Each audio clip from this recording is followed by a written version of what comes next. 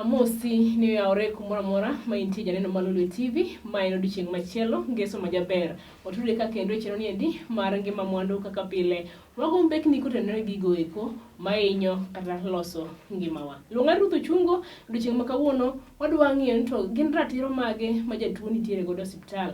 Kendo wan ka endi kod administrator ang' namie thuolo mondo mi wach nyinge gi kama owuoke. Kaito bang'e no endo wawinja twak kaka de. Machiegni e studio. Erokamano Ruth. Yeah. Gi nyinga iluonga ni Vance Brian Olo. An hospital administrator ma Kisumu County Referral Hospital. Hospital mantiere opposite Kisumu Sports Ground. Yes. Yes. Hey. Koro kaka administrator. Samoro ng'ato nyalo penjo ni administrator to otimo ang'o? Tije nang'o e kar od thieth mar Kisumu County Referral Hospital. Erokamano ahinya.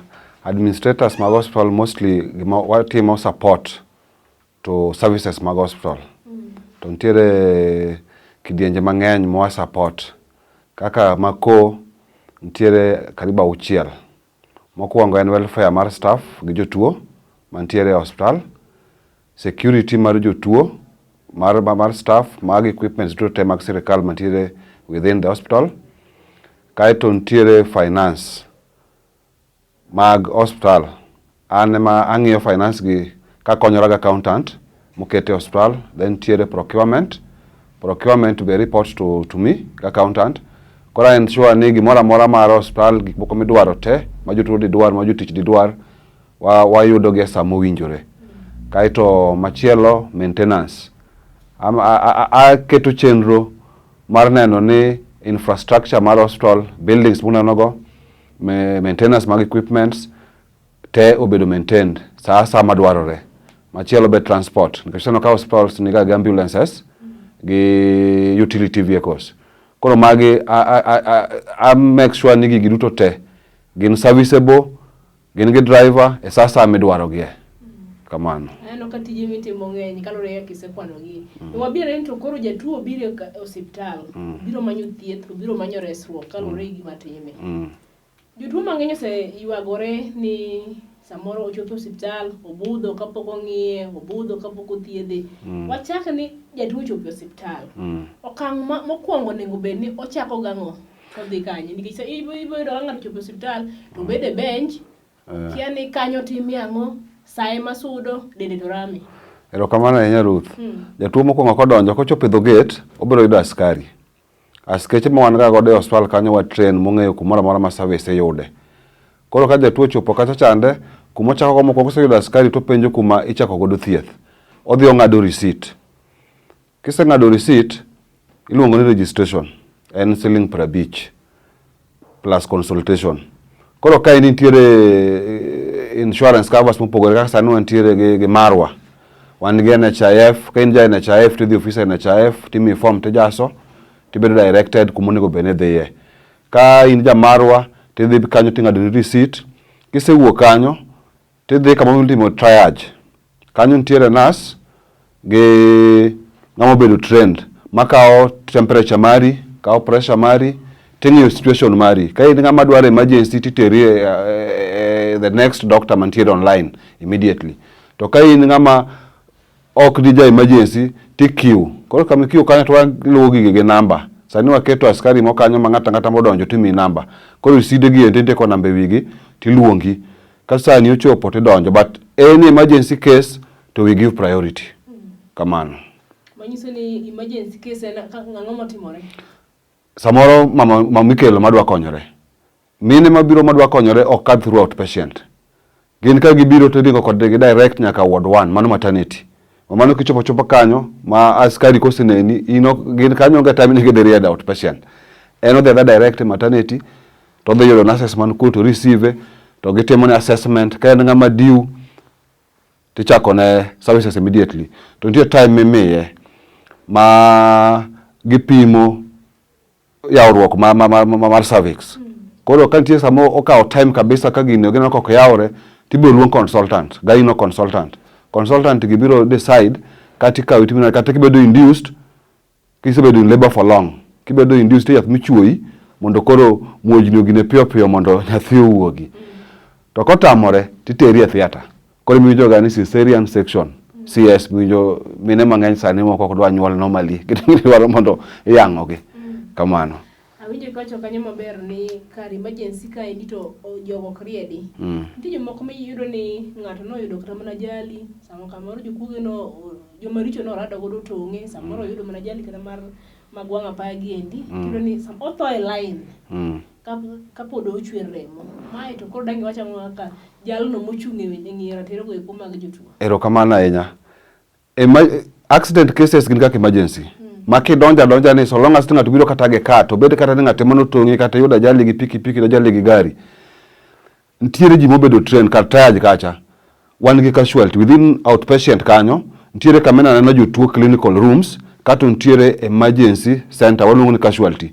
Ma deal gi accident cases kod joma yore kabisa. Ikaweka immediately kanyo ntiere nyaka ge coaches gi beds. Tiketi kanyo tithiedhi. Ma emergency mora obed accident obed gi mora mano we treat it as emergency.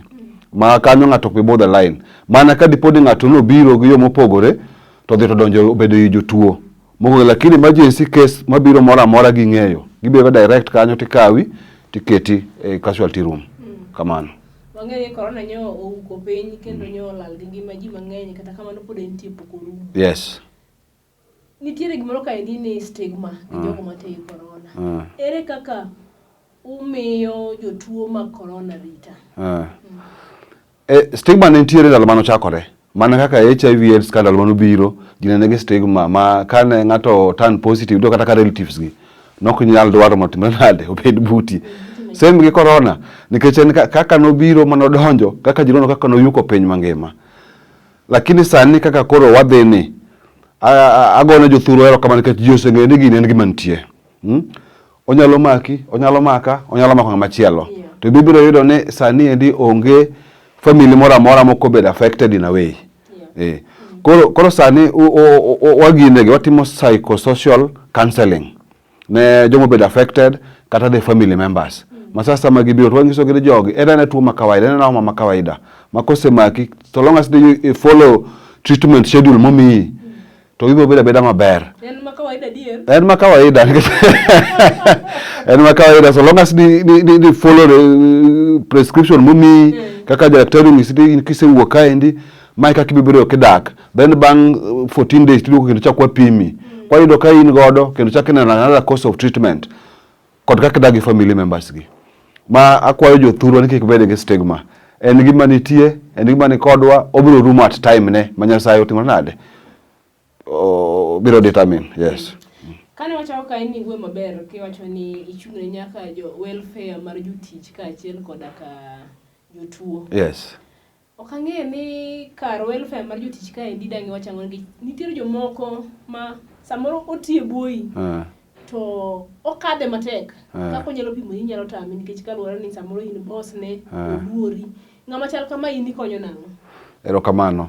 Kar welfare kae an kaka administrator mar hospital ji tema ne hospital kanyo an act kanyo be kaka human resource margi magara sani na doctor agora atimu human resource become human resource ma be adi graduate on 26th of this month KC University kora an gi tiegruok an gi lony mang'eny kaendi jatuo mora mobed affected ki welfare ntiere departmental heads immediate supervisor gi ginyalo discuss godo kotamo ng'ano to ng'ano will refer to me then ayudo thuolo tatimo nade taluongo ng'ano endo to kaka welfare make sure ni ka jatuo kata oyudo chandruok kaka samoro yudo liel samoro family member ni moro ntiere gi chandruok moro tibiro tiwacho idwa dhi leave ane momi authority mar sign gi endo ka in charge ni se sign an kore final ma sign ma mi approval te dhi koro kar welfare ka indi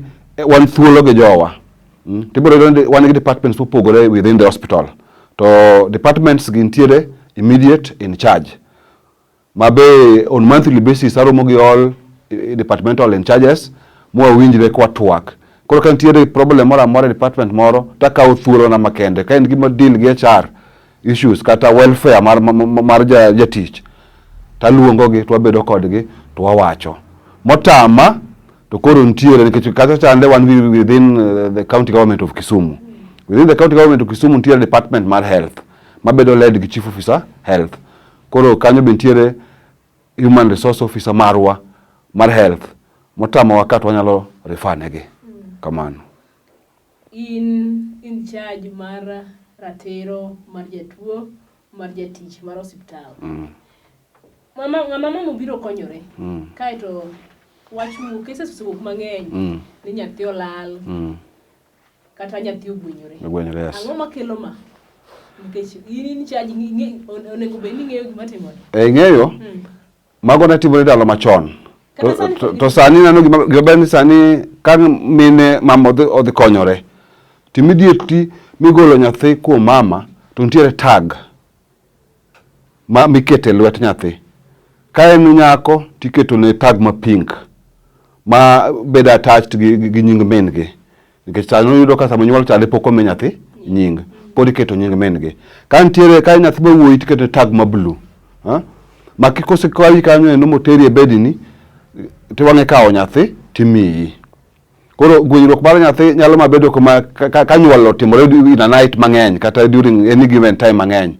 To sani wa train nurses wa matimo maternity maging'eyo ni sasa ma ng'ato konyore. To the immediate thing kisegolo nyathi ma itimo all other medical things na nyathi iketo ne tagno. Mendike nying min gi. Kanyo no janeno mar Lolwe TV we wakawa nena yweyo matin kwa duo kama into jalony dhi lero into sama orochra tichi hospital aneno ka nitiere service ma idwaro to kiyudo onego bed ni chako kanye dir nga medikete kanyo luonga ni Ruth Ochungo.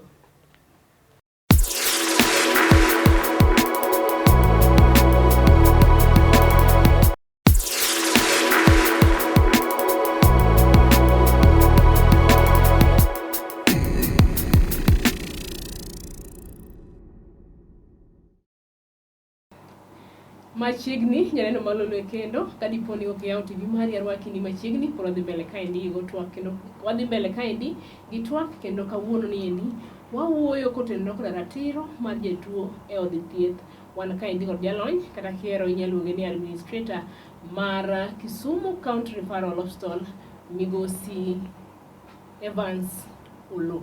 Thank you. Yes. Mana kumane wawe gode mochak godo kendo. Weni ko duka mar wadwa ng'iyo ni to kadiponi samara chopo hospital. To thieth mana dwaro kata konyruok mana dwaro ok omiya yo makare kata oro ratiro mara. Achako gi kanye. Aneno ng'a tadhi office mani. Erokamano. Kidonjo hospital sani wantiere gi kama waketo ni customer care. Koro customer care kae nigi waketo nyaka complaint register. Ma kineno ka ratiro mari ok ogine maber tidhi dati register your complaints kanyo. Ka bwana waketo kanyo no ofisa waketo kanyo no kosigini to biro kelo na gigo. I'm the patron mar complaint te gi rights mag jotuo. Ka waseyudo gigo masomo tabiro luongo committee moyiedho mantiere jagoro ntiere jakom to wa discuss gigi.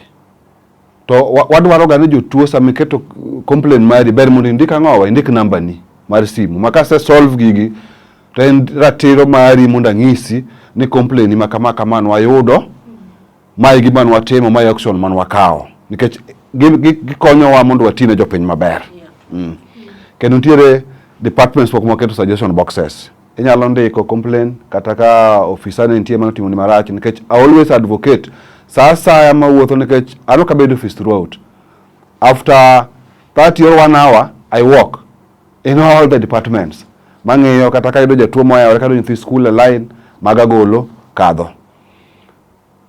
Koro ka in gi chandruok moro amora mise niko complaint ni miwa namba ni tabiro gochoni mang'isi ni gini nwayudo watimo kama mae kuma gima koro wakawo nikech ko aleng to jatuo nyabedo ne hinyore to wabedo offices kucho kaka management to jatuo to hinyore kone. Koro suggestion boxes gi binyalo ndiko tiketo to ket namba ni ma kadipone wasesomo gigi mwakawo action to waburo get back to you to wang'isi ni kama watimo.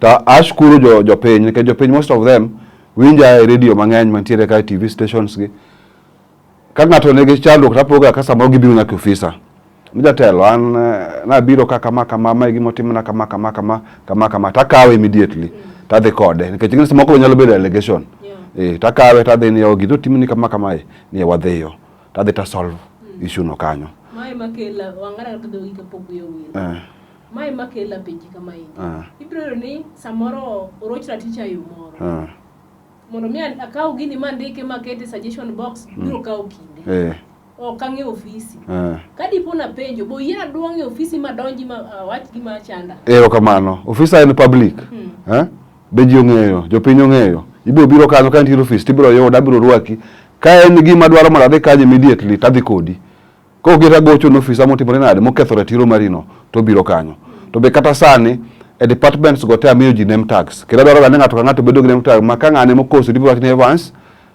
e office ama nokosona koro mondo takawa ka immediately hands on wange ni samoro ndiko ikete suggestion box nyalo ka ukidi suggestion box gi complaints kara yuak mag jotuo iketo ga suggestion box uyaoge kuom kinde maromo nade weekly ochwanya ona Monday suggestion boxes wayaoga weekly but kiregister in case anywa keto ng'ata customer care outpatient department nikech mano e entry point mar hospital kiregister kanyo ka en gima agent to officer mwa keto kanyo nendo biro layas ge chairman ng'ato kelo complaint moro ka ibo madwaro immediate attention tiluongo wa kose luongo ta dhi kanyo ta akaw gen kesa mobo adhi kata ka some kata tigo e picha ta wasome nikech jomoko biro dwaro ka jadhi gi buguno sechego nikech jomoko nyalo biro register complaints ge to ka en gima solve kanyo to solve sechego Jatuo se biro kaka street boy samoro biro ga gionge gi source of income onge ka nyalo chudo gin immediately kwa sio nyama street boy mugi majogo na simu to I authorize the fee section coming at the receipt tiere gi money exemption imiyo gi receipt mar exemption bangiso the exact amount mano be no chulo kata system wetu biro ngiso ni ngama kama no be exempted to me services kora kwa jo peny ni kigiluor ka gin gi chalruok mara within the hospital gi chima tir gi penjo officer administrator because I tell officer administrator ribuke libero kata security mantiere kanyo endo they'll direct you tibiro nyaka office abiro hospital osethiedha bilo dhi malo tama chulo keta hospital kono achalo jatwech hospital ari officer administrator konya hero kabano kendo kanyo to wasetimo maber kaka Kisumu County Referral Hospital ane chairman mar waiver committee luongo ni waiver ntiere gimoro ni partial waiver gi total waiver partial waiver abiro penji in gi pesa di minyalo chulo to mane nikech chik to dwaro ni at least out of bill ni no endo onego bed ni chulo 75% awevi 25 to nyalo chopo situation bangato ok nyal raise that 75 because there is a committee that always sit on Wednesday every week with a medical social worker who is the secretary to this committee. I'm the chairman. Ge accountant, procurement officer, ge pharmacist. Kato kain ward 3 to in charge mar ward 3 must be in that committee for that particular time. Ngechodo kagi most of them work a ward. Kan gi outpatient to in charge mar outpatient beneti manade wako opt. Koro sasa ya ma wasayudo files gi. Ninga ne okunyalo chulo bill to medical social worker bill oinge. Oinge. Do en godo chulo. Kata kamano pinyo tame. Koro medical social worker choko files gi. Ode every morning na kuwuotho wards. Monge background mar jatuo. Chopo ga point kata mwa ore modho ngi kuma jatuo ae. Samoro yudo ka jatuo bingo chopo kata lofo paraberio. Kaka ward 8 psychiatric ward. Yudo kata ka jubiro kelo jatuo gi to wega kucho. Jatuo bedo discharge. Biro lofo parauchiel. Surgical ward jatuo no kel timne operation mogine ne osebodha kata samene mar wuok onge pesa. Makara juma ni mancha wevu ngato man gi 68,000 bill. To ngisa ni en gi 50,000. A convene committee to timana nade. To wave to the. To in a situation ma a special case samoro ngato be discharge on a Monday. Okabirito kode nyaka kuno to kora kao authority kaka administrator mar hospital gi medical social worker kosa ka all the documentation then I wave jatuo the. To kadiponi mabedo discharge kaka Tuesday gi ginego to wait nyaka Wednesday katimo. But any other day special cases tatakule kaka obiro kata luonga mana out on Sunday to will come. Ma itemo wacho ni gi lak sama wawuoye ka wuok ka endi kachiel ma chopo Kisumu County Referral Hospital. Yes. To kadhi yudo ng'amo geng'ne nikech biro tango chuo. Ok idhi yudo. Mano ta ashwa ma kata odhi mana kodi sani. Ok idhi yudo. Psychiatric ward kende biro yudo jog gi ma jonyuol gi kata wedegi otamore biro kawo. Joma nigi mental problem. Magara no wave moko mar jogi no biro mokawo modhigo. But still wan gi moko ma wase wave tiro ka ng'ato asiaya ng'ato wa Mabei jogi ka igocho ne gikoni wabo biro to gibi. Koro chopo situation ase koni ba juma manyien wadwa alliance gi chiefs mag these areas. Koro nyalo locate na jogi abiro golo mtoka to tiro jogi nyaka miechgi. Mane medwa kela peji ni to makoro osethiedhi osedhi maber usewave negi muwene gi nyaka pesa mar bills mag hospital. Koro itero gi kanye ka wegi tamore biro omo. Kaka there is a gentleman wasebedo koka for over 30 years. Anondika ayude. Okia dala gi mara lego, mara karachuonyo. Nobody knows. Now we are taking care of him. Ena tiere ward kanyo. The psychiatric ward. To mwangeyo miechgi nikitire moko jomongeyo miechgi kabisa. I remember last year nentiere bwana mama ne Uyoma. Banga ne nwatingo gi mtoka momiyo direction nyaka korgi. Tanyisi ni gimanwana na dala no. Samoro nyalo luor tero jatuo. Samoro mar dala no samoro koro wanyalo weyo okomati. It's like they reject jatuo makata one day almost negidwaga ofisa mana oro kuro. Nango mukelo ngani ka. Koro real cases wagide go wadhi ka chief. Ma chief makoro dhe motimo nade motero jatuo endalagi. Awinji maber. Arita kwe. Mar jatuo gi jatich kar thieth. Wa contract security services. Ma a ward ka ward biro kantiere security kanyo. Gate biro kantiere security. Ma sasa ma jatuo sekel kacha okibinyo ni jatuo timore nade. No kwali jatuo mano poko timore district hospital. Mana ka dipodi jatuo moko bengeno luor ga ng'ato nyalo neno ni o bill na dhi malo ta winjo kaka sewinjo nafu to wuo kata matene wadhi ngiew gimoro jatuo ma stable ni wadhi ngiew gimoro samoro kata uniform osegolo ni wadhi ngiew gimoro tipo ko timore nade odhi. Lakini security ward ka ward interior security all gates are manned. Ma jatuo wakao ting margi mar security jotich matiyo kanyo nikech kata ka weg jotuo moko samoro are very rowdy. Kata last month kacha bedo gi case ma ngama relative moja jatuo go daktari. But it is good in wawinjore mwa solve. Kamano. Koro ina case ma jatuo kata mana wat jatuo otimo gimachal kamano. Okenge mage mukaone. Mokwongo itere ka police. Nyaka security farm godo take charge titere ka police. Koro daktari mogono be nyaka the team formal complain ka police. Like kaka case no ingene jotuo samo be nyalo bedo gine samo nyalo ni watni otho in gi mirima in gi lit mago gik ma happen. Koro ingene some psychological mobe koro wanono to ang'eyo. To koro winjo timo nade bedo between the two kato ko watieke kamano ka ntiere damage mag timo the family can pay for the damages kato wawe kamano. Walwara ne e kar kado ringre kech podi ne admin mar hospital kendo mano be department mani marito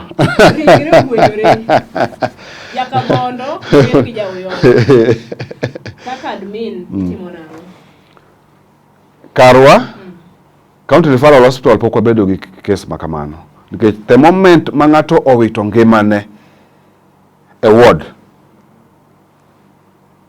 ibo kaw details gi mantiere file tiketo tag tikete wi iwinja manenore maber. Koro ka be ko biro mokawi moteri kocha chande iketie book gi book bag register yi to tag chantia ngowa ntiere kuomi. Makoro gwenyruok mar ringruok mondo timre tek Karwa kata ka ng'ato tho outpatient ka en ng'ama biro thieth mowakia kata onge ng'ata to otho kanyo to nyinge onge tibiro ndike ni unknown tikete mochari kanyo. Then after 3 months kadi poni unknown cases wakala jomoko bengeni kelo bodies to weyo. Okel to juang kanyo maonge ng'ama luwo manyo ndache utimo na. Kata kaka accident cases. after 3 months, chiko yio, non after 3 months we can dispose these bodies. To kena na disposal, moro me de wuko ka kani an kora na administrator mar hospital, we kora they dispose body. No. If you court, itimo all documentations gi nyingi gi, maonge nyingi itini ko unknown, tidhi court, magistrate, this where, the public health officer marwa ka gise ndiko no affidavit. Then, we publish nyingi gi for 14 days. Mamore wayo ka court kucho, the gates gite, all these public places gi nyingi gi. Mangiso jo page ni, wan gi body makama. Wami 14 days be identify ken married to me the timinade. Idhi iki. Kora after the lapse of those days, to call wa organize kakwa dhi iko gi estimate mambo leo. Come on. Wenje kacho kanyo ni i-publish nyingi at the same time gin anonymous. Wenga mungi gi nyingi bopungi. Ma kontiere man gi nying. Samoro ana kao gina na matero samoro ngata nutingo ewe somewhere gibiro to gedamp body kanyo. Yes, to ntiere moko ma unknown. Indika ni unknown male, unknown female. Yes. Okay. Aneno ka koro sama wawango kata kamaro ginya bedo gachi mugik marangi wenga jiko kapoko tiko twak. Ngani twak to yenu twere nyaka bedi giko mare. Kamano. Yes. Ero kamano nya Ruth. Moko ngado mo nangisi jopiny ni Kisumu County Referral Hospital wan gi services mopogore. Yes. Wan gi inpatient gi outpatient. Inpatient wan gi peds ward, wan gi medical female, wan gi medical male, kod wan gi surgical both female and male. Kato wan gi gyno ward ma deal gi mine ma mosebedo gi complications mag nyuol, ng'ato samoro ne yowuok. Koro kuonde go nti mano ward 2. Gyno ward. Kato wan gi maternity ward 1. Then outpatient kind wan gi services mopogore. Majo piny nyaka ng'e. Masami biro kacha chare ne outpatient kind wan gi MCH. Mother child health. Mano bi kuongo romo gore gate. Then wan gi ANC, antenatal care. Mine ma ogamo remo, kanyo magi chake thieth, itek gi through nyaka giwuok kanyo, magi dhi ward 1, magi nyuol, macha giduogo MCH, mother child health. Wan gi laboratory, outpatient, wan gi radiology, kama itime ultrasound gi x-ray, wan gi dental, kama imuke lak, wan gi orthopedic trauma. Seno jomoko ma ng'ato plaster miketo ka. Koro mano department mar plaster. Then wan gi physio. Samoro ni yudo rem kamoro, tigine kuonde mirwaye ji. Wan gi physio. Wan gi CCC. Those people are on care. Comprehensive care center, kata patient support center. Mano wan godo. Then mortuary is also an outpatient. Wan gi occupational therapy. Kuma be irwayo joma nigi ng'ol mopogore. Kaito besides that, wan gi specialized clinics. Matimore Monday to Friday. Wala mapio. Kwangia na ngechi time. Sawa. Wan gi SOPC. This is a surgical outpatient clinic. Jomano se timne biro koro ka giduogo clinic for follow up. Then wan gi GOPC. Gaino joma ogamore ma dwa kelo no welo ti clinic on Tuesday. Kato wan gi MOPC, ma is a medical clinic, outpatient clinic on Wednesday. Kato wan gi DMOPC. The people who are living diabetic, this chronic diseases. Kato wan gi POPC and PEDS. Kaka kawuono Friday kibire clinic ante do nyithindo, joma nigi nyithindo man gi shida mopogore. You will get a pediatrician kanyo mondo konyi. To daher mondo anyis jopiny mabiro manigi this chronic diseases, at least onego giyude their source of income. Nikech jogi biro, iyudo ka imiyo gi date every month. Ting'eyo onego bende muonyo yedhe. Tiyudo ka samoro ng'ato biro, to onge kata kaka onyalo dhi ng'iewo yath. Koro onego giwuog relatives, gibed gi NHIF, ng'ato pidh kata gwen. Mondo koro samoro gis kata dhi timni test moro allow at least gi pesa mominya timo nade, inyalo timo. But in real sense, wautimo ga wave gi. Kamano. Gikanyo no janeno Lolwe TV, agero ni winjo twak maber, kendo winjo ratiro mari kaka jatuo, samiro jod thieth, kamone obedi chako godo, kadipono chwanyi, roch ratiche yo mora mora, nti kamone gobed ne diye. Gikanyo no, mane makelo e giko mar cheno mabudu chieng' makawuono, luonga ni Ruth Ochungo, ne wan kaendi, koda administrator mar hospital mar Kisumu County Referral Hospital, Migosi Evans Brian Olu. Patute kendo Ngeso manyien. Erokamano.